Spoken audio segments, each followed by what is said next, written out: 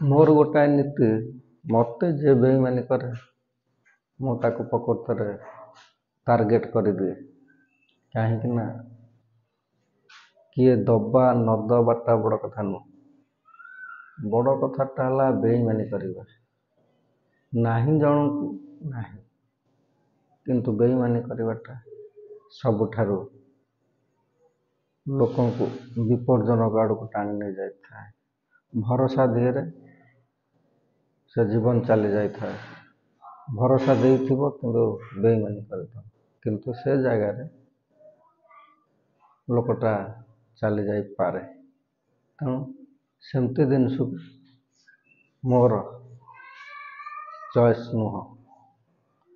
ଜଣଙ୍କ ପାଖରେ ନାହିଁ କିନ୍ତୁ ଚଏସ୍ କିନ୍ତୁ ଧୋକାଟା ହେଉଛି ଦୁନିଆରେ ସବୁଠାରୁ ବେଇମାନି କଥା। ଅହଙ୍କାରଟା ସେ ଇଏରେ ବି ଯାଉଛି। କାହିଁକି ନା ଆମର ଅହଙ୍କାରୀ, ଧୋକା ଏସବୁ ଜିନିଷ ଭିତରେ ମଣିଷକୁ ଭଲ ଲାଗେ ନା।